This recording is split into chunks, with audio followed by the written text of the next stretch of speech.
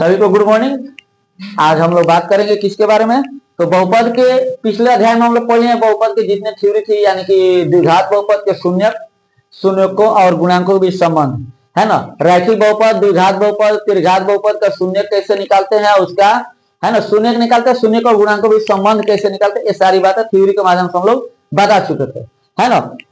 अब हम लोग को पढ़ना है, कुछ क्वेश्चन पर बात कर लेते हैं, उससे रिलेटेड अगर कोई कुछ क्वेश्चन है तो उस पर हम लोग बात कर लेते हैं, फिर इसके आगे का अध्याय में हम लोग पढ़ेंगे, है ना। है क्वेश्चन कह रहा है कि px का 105 है।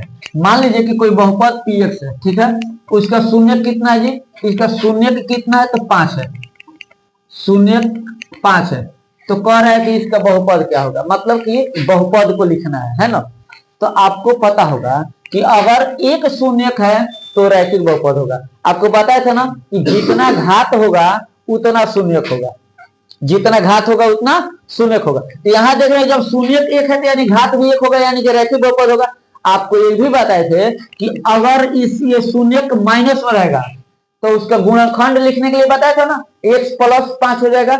यही प्लस में रहता तो x माइनस 5, यानी प्लस में है तो क्या होगा? x माइनस 5, यानी कि इसका बहुपद यही आपका आंसर हो जाएगा, है ना। इसका बहुपद क्या होगा? x माइनस 5 होगा, क्योंकि x माइनस 5 बहुपद का शून्य निकालिएगा तो 5 आएगा, है ना। अतः इसका ये हो गया, है ना। अब चलिए 17वां क्वेश्चन कह रहा है कि क्वेश्चन यहाँ पर लिख दे रहा है, क्वेश्चन दिया हुआ है 2x square plus 7x plus p, 2x square plus 7x plus p, 2x square plus 7x plus p के शून्यक अल्फा बीटा है ना। और वही अल्फा बीटा किस प्रकार है दिया हुआ है, का शून्यक क्या है जी? यहाँ पर शून्यक है अल्फा तथा बीटा, अल्फा तथा बीटा है, ठीक है। और वो भी अल्फा बीटा क्या है जी? Alpha square plus beta square फिर प्लस अल्फा इंटू बीटा बराबर दिया हुआ है आपका 21/4। तो p का वैल्यू हमको क्या करना है जी? ज्ञात करना है। क्या करना है? p का वैल्यू ज्ञात करना है। अच्छा एक बात बताइए यहाँ पर कि ये बहुपद दिया हुआ है, ठीक है, तो बहुपद द्विघात बहुपद है। तो द्विघात बहुपद उस दिन बताए थे पिछले क्लास में कि अगर मान लेते हैं कि द्विघात बहुपद के दो को शून्य अल्फा और बीटा है, तो उसमें हम आपको बताए थे कि शून्यों का योग यानी अल्फा प्लस बीटा क्या होता था? माइनस बी बटा ए। और शून्यों का गुणनफल यानी अल्फा इंटू बीटा क्या होता था? सी बटा ए। तो एक चीज यहाँ पर देखिए कि alpha square plus beta square है, तो हम अगर ए स्क्वायर प्लस बी स्क्वायर है तो इसको हम ए प्लस बी के होल स्क्वायर तो आराम से लिख सकते हैं ना, आराम से लिख सकते हैं। उसको माइनस में रहेगा तो दिक्कत है, प्लस में रहेगा तो हम उसको लिख सकते हैं। तो अब सुनिए इसको, यहाँ पर क्या करेंगे हम कि इसमें अल्फा प्लस बीटा, इसका फॉर्मूला होता है अल्फा प्लस बीटा के a square plus b square बराबर होता है ए प्लस बी के होल स्क्वायर माइनस 2ab। तो इतना इससे इतना आ जाएगा ए स्क्वायर प्लस 2ab प्लस बी स्क्वायर और माइनस 2ab, है ना। यहां से आ जाएगा, इसको कटाए सॉरी इसको कटा देंगे तो फिर ए स्क्वायर प्लस बी स्क्वायर आ जाएगा हमारा, है ना। तो अब यहाँ पर इस मान को रख देंगे, यानी कि क्या हो जाएगा? अल्फा प्लस बीटा का होल स्क्वायर बराबर क्या हो जाएगा?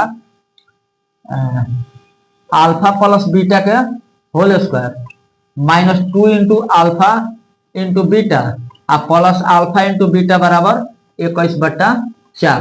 अब इसको देखिए तो alpha plus beta minus b बटे, है ना, माइनस बी बटे ये होता है, इसमें हो जाएगा माइनस बी बटे, तो यहाँ लिख दे रहा माइनस बी, तो बी का वैल्यू 7 है, माइनस 7/2 का होल स्क्वायर, ठीक है, माइनस 7/2 का whole square minus 2 into alpha into beta यानी क्या होता है? सी। यहाँ तो घट जाएगा ना, यहाँ प्लस में माइनस में, तो ये क्या हो जाएगा?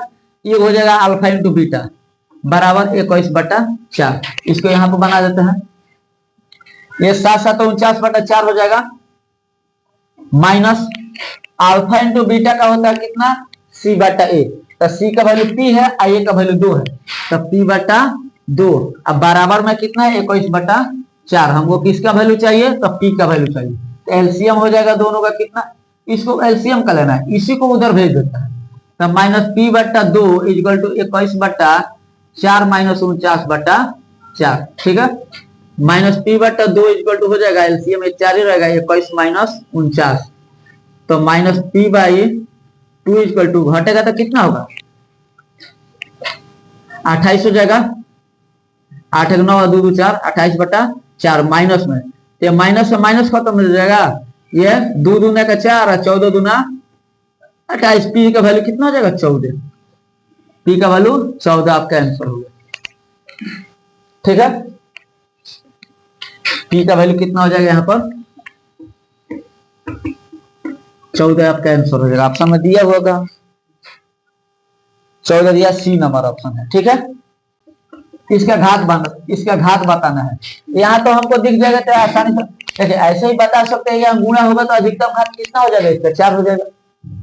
डायरेक्ट बता सकते हैं यहाँ मल्टीप्लाई होगा तो अधिकतम घात तो 4 है, तो इसका इस बहुपद का घात 4 ही होगा, है ना। लेकिन थोड़ा सा हम लोग सॉल्यूशन कर लें तो देखिए a plus b a minus b का फॉर्मूला है तो a square minus b square plus ये क्या होगा मल्टीप्लाई करेंगे तो इससे इसमें होगा तो एक्स का पावर 4 माइनस एक्स का पावर 3 है, फिर माइनस एक्स प्लस होगा यहाँ पर, इससे इसमें होगा तो अब माइनस 1 में गुणा होगा तो माइनस एक्स और माइनस एक एकम एक, है ना। यानी कितना हो जाएगा एक्स स्क्वायर माइनस 2 दूना 4 प्लस एक्स के पावर 4 प्लस एक्स के पावर 3 माइनस एक्स माइनस 1, है ना। तो 4 को 5 हो जाएगा, इसको अगर सजा दे तो एक्स के पावर 4 प्लस एक्स के पावर 3 प्लस एक्स के पावर 2 माइनस 5। अब देखिए तो इसका अधिकतम घात कितना है 4 है, 4 है, यानी इसका घात कितना हो जाएगा 4। पहले भी बताए थे कि यहाँ पर अगर गुणा में है तो मल्टीप्लाई करें तो बेस इक्वल पावर जुड़ जाएगा तो अधिकतम घात 4 होगा। अब बात करते हैं 18 तक हो जाता है, यहाँ तक अगर a y square plus b y plus c बराबर 0 अगर एक चर है द्विघात समीकरण है ना, तो इसका आलेख क्या होता है परवलय होता है, इस बात को आपको याद रखिएगा। ठीक है, दूसरा क्वेश्चन है यहाँ पर आर एक्स बराबर ये दिया हुआ है, इसका शून्य 6 और माइनस 2 है, इसका शून्य का है जी 6 है और माइनस 2 है, तो ए और बी का वैल्यू मतलब क्या कि ए मतलब यहाँ पर क्या होता है ए होता है, यहाँ बी होता है, तो ए और बी का वैल्यू हमको क्या होगा कि इसका शून्य कितना होगा 6 आएगा, है ना। तो एक बात बताइए ए और बी का वैल्यू ज्ञात करने के लिए शून्य कितना है 6 और माइनस 2 है। अच्छा मान लेते हैं कि शून्यों का जो पहले निकालेंगे अल्फा प्लस बीटा, तो शून्यों का यानी कि 6 प्लस माइनस 2 बराबर कितना होगा, क्या होता है शून्यों का जो माइनस बी बटा ए होता है, माइनस बी बटा ए, है ना। कितना हो गया 6 माइनस 4 होगा तो 6 में सॉरी 6 माइनस 2 होगा तो 6 में 2 जाएगा 4, 4 बराबर माइनस बी बाई ए होगा, ये पक्का हुआ। शून्यों का गुणनफल से भी बी का वैल्यू 4 आना चाहिए, ए का वैल्यू 1 आना चाहिए, है 80 का वैल्यू जो आएगा उसको आएगा। अब देखते हैं शून्य का गुणा यानी 6 गुणे माइनस 2 बराबर क्या होता है तो सी बटा ए होगा, देखो 6 दूना माइनस 12 बटा 1 लिख सकते हैं तो सी बटा ए होगा। यहाँ पर ए का वैल्यू 1 हो गया, यहाँ भी ए का वैल्यू 1 हो गया, तो ए का वैल्यू कितना हो गया 1 और बी का वैल्यू कितना हो जाएगा, बी का वैल्यू कितना लिखेंगे यहाँ पर, अब बी माइनस में तो यहाँ माइनस 4 हो जाएगा, बी का वैल्यू कितना हो जाएगा माइनस 4, यानी यहाँ पर ए का वैल्यू 1 हो जाएगा 1 लिख देंगे और बी का वैल्यू माइनस 4 लिख देंगे। सर बी और सी पूछ रहा है आंसर, ए और बी ने बी और सी पूछा है, तो अब सुनिए तो ए बी तो निकाल देते कौन गलती है, सी का भी निकाल देते, बी का तो माइनस 4 है क्या, सी का भी वैल्यू सी का माइनस 12 होगा।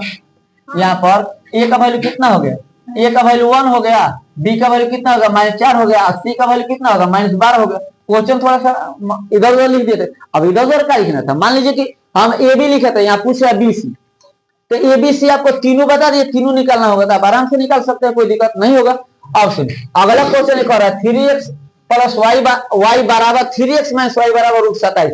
अब कहने का मतलब यहाँ प्लस में या यहाँ माइनस में, तो इसको भी आप या तो प्लस में चेंज कीजिए नहीं तो माइनस में, जिसमें एक यहाँ पर x का गुणांक 3 आना चाहिए और y के गुणांक में यहाँ पर कुछ भी नहीं तो यहाँ 1 आना चाहिए या फिर कुछ और। तो अब सुनिए यहाँ पर अगर दिया हुआ है एक ही को लेते हैं 3x माइनस प्लस वाई बराबर √27, 27 को तोड़ेंगे तो क्या होगा 3√3 होगा, 3x प्लस वाई बराबर 3√3, अब प्लस 0 लिख देंगे तो कोई दिक्कत नहीं है। अब यहाँ सुनिए ये 3 मैच कर रहा है तो x का वैल्यू कितना हो गया √3 हो गया, और y का वैल्यू क्या होगा तो यहाँ कुछ भी नहीं तो 0 है, तो यानी y का वैल्यू कितना हो जाएगा हमारा 0 हो जाएगा, y का वैल्यू कितना हो गया ये 0 होगा। यहाँ a1 हमको k का चाहिए, है ना, तो यहाँ क्या होगा समांतर है जब रेखाएं समांतर है तो समांतर है तो कोई हल नहीं होगा, यानी a1 बटा a2 बराबर b1 बटा b2 हो जाएगा। तो a1 बाई a2 बराबर b1 बाई b2। इसका थ्योरी हम अभी नहीं पढ़ा है, यहाँ क्वेश्चन आ गया है तो बता दे रहे हैं। अब सुनते, a1 5 है और b1 k है और a2 5 है और b2 6 है, तो इस मान को उसमें रखते हैं। ठीक है, तो a1 5 बटा a2 कितना है जी 5 है, यहाँ भी है 5 बराबर b1 कितना है k है और b2 कितना है 6 है। तो ये कट जाएगा, इसको इधर भेजेंगे तो k का वैल्यू कितना आ जाएगा 6। ठीक है, अब कह रहे हैं कि इसका हल क्या, कह रहे हैं कि इसका हल क्या होगा। हल में ऑप्शन में दिया था अनगिनत हल, तो यहाँ पर निकालेंगे ना पहले a1 by a2 b1 by b2 c1 by c2 क्या आता है, तो 6 बटा 18 है ना, फिर माइनस 9 बटा, यहाँ पर पहले a1 बाई a2 निकाल लेते हैं। ठीक है, यहाँ लिख रहे हैं a1 बाई a2 कितना है यहाँ पर, तो 6 बटा 18, तो कितना होगा 6 3 18, 1 बटा 3 आ गया। b1 बाई b2 कितना है, b1 बाई b2, तो b1 कितना -9 है, b2 का है -27 है ना, यानी कि -9 बटा -27, -9 बटा -27, ये भी कटेगा तो 9 3 1 बटा 3 आ जाएगा। यहाँ निकालिए c1 by c2, c1 by c2, तो c1 बाई c2 कितना है 6 बटा 15, 6 बटा 15, तो एक कटेगा तो कितना आ जाएगा 6 बटा 15 2 बटा 5, 2 बटा 5। यहाँ पर एक क्वेश्चन गलती लिखा गया था, तो यहाँ 15 है, तो यहाँ पक्का होगा 15 होगा, अब 15 होगा तो 5 से कटेगा तो 3 आएगा, यहाँ पर 3 आएगा तो 3 उधर जाएगा, तो k इक्वल क्या हो जाएगा 6 बटा 3, कटेगा तो कितना होगा 2 होगा इसके आंसर। क्वेश्चन गलती लिखा गया था, है ना। अब यहाँ पर देखिए क्या आ रहा है, तो यहाँ पर आएगा a1 by a2 equal to हो रहा है b1 बाई b2, या c1 बाई c2 2 बटा 5 है, यानी कि इसके बराबर नहीं है c1 बाई c2। अब आप बताइए कि a1 बाई a2 बराबर है b1 बाई b2 के, लेकिन c1 बाई c2 का है जी बराबर नहीं है, तो यहाँ क्या होगा रेखाएं कैसी होगी समांतर होगी, और जब रेखाएं समांतर होगी तो कोई हल नहीं होगा।